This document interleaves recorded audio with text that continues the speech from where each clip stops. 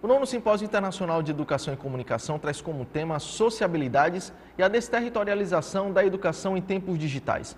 Um dos conferencistas dessa nona edição é o professor Dr Otto Benavides, ex-diretor do Centro de Recursos e Tecnologias Instrucional da Escola Kremen de Educação e Desenvolvimento Humano e do Centro de Recursos para Educadores da NASA, e é com ele que eu converso agora. Professor, muito bem-vindo aqui à Universidade de Tiradentes. Durante sua palestra, o senhor falou sobre o uso das tecnologias também no ambiente escolar. Fala um pouquinho mais para a gente sobre esse assunto que foi tema da sua palestra. Me desculpa, meu português não muito bem. Tudo bem.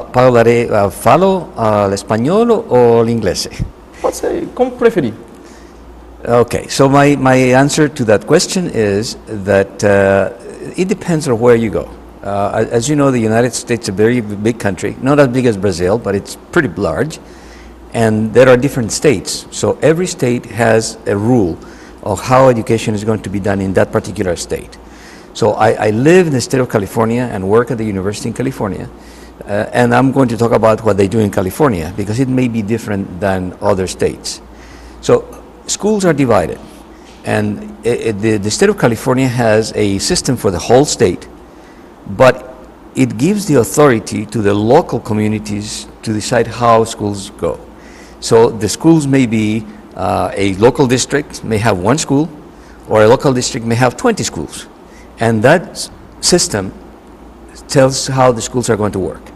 So depending on how it works, the environment also changes.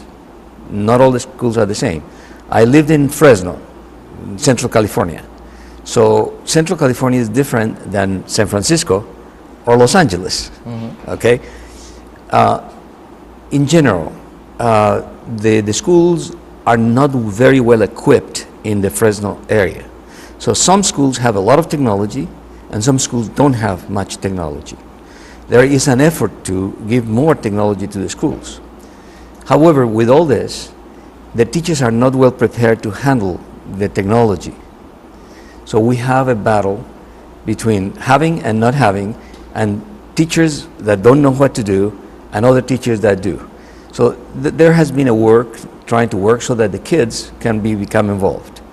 Now, in the United States, as in most parts of the world, every child has a phone. Every child has a computer. That is not unusual.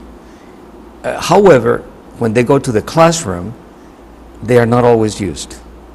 So the kids are not allowed, in many schools, not allowed to use their cell phone, okay? But in some schools, they allow them to use them.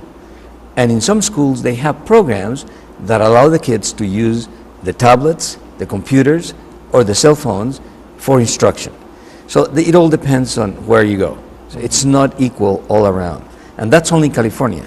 I imagine that is also true for the rest of the United States.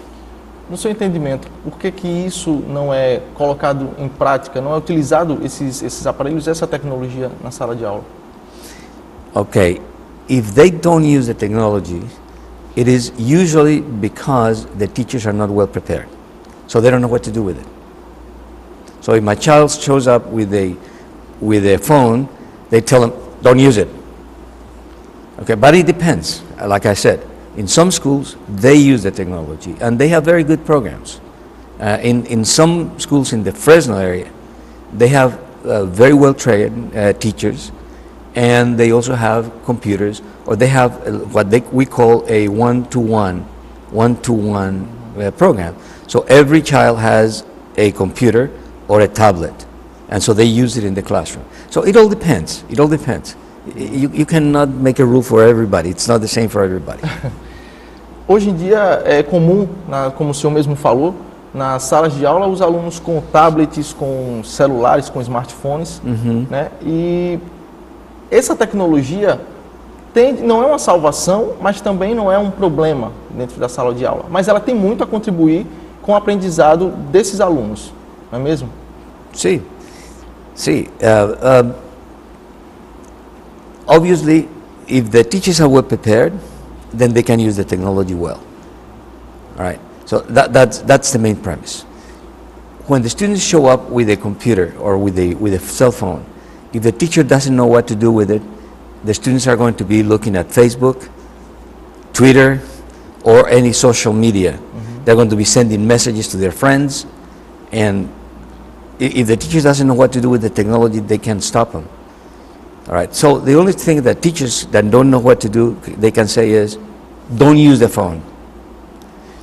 But if they are well prepared, they involve the students. And so we have a lot of practices where they have what we call challenge-based learning, where the students are given a task and they have to collaborate, so they work together.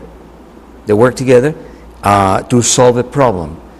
So if they're studying science, if they're studying mathematics, they are given a problem, then they work together in a group, then they report to the class what they found, and then the teacher is around helping them so that they can use the technology in proper ways. So, okay. Did I answer your question? Contesté su pergunta. Sim, sim. Utilizando essas tecnologias de uma forma colaborativa, como o senhor mesmo colocou, tem a contribuir bastante para o engrandecimento da educação dentro da escola. O senhor falou que existe uma grande dificuldade entre professores e alunos para o entendimento do uso dessa tecnologia. Mas vamos supor, entender que já existe essa integração e a utilização desses meios, dessa tecnologia na sala de aula. É possível visionar lá na frente o quanto isso traria um ganho para a educação? Traria um ganho, uma melhoria, uma qualidade. Okay. Well, in the schools where they do use the technology and the teachers are well prepared, that is a gain, because the students now they own the content. So if, for example, if they're studying social studies, and they are looking at Brazil. So a group of students are going to study the history of Brazil. They're going to study about the government of Brazil. They are going to study about the economy of Brazil. And the group itself is going to look into the information that is given. Then they analyze the information. Then they report to the class what they have found. And I have visited schools where actually Brazil was the topic of the class for this particular group. So when they report the information, they remember the information. This is not like memorizing something for a test. Now they know the information about Brazil. And so I have been in classes where the different groups were studying social studies, and the groups always reported information about a particular country. The good thing about this is that at the end of the year, they all remember what they learned. As opposed to when the teacher speaks and the students are sitting and listening, they only remember 20% of what they hear. But when they are participating in a collaborative environment and they provide a report about what they did, they remember 60 to 80% of what they saw and they explored. So that's a game. Isso contribui bastante para que o aluno saia da escola mais preparado e tenha um entendimento cada vez maior do assunto, do tema que foi colocado na sala de aula, na classe, não é mesmo? That's right. That's right, because they have the opportunity to investigate and to collaborate. And that's important. The other thing is they have to use critical thinking, right? And they have to give a challenge to solve the problem. So when they do that, they learn more. E é possível, inclusive, usar essa tecnologia de uma forma colaborativa, até mesmo para integrar alunos entre países, por exemplo, Brasil, Estados Unidos, para que eles possam trocar experiências. Seria possível? Yes, actually, I have a project that involved Mexico, Spain, and Italy. So what we did is we gave the students a challenge. In this particular case, we were talking about what happens if the Earth, the planet Earth, could not be livable. If people could not live in planet Earth anymore, where would you go?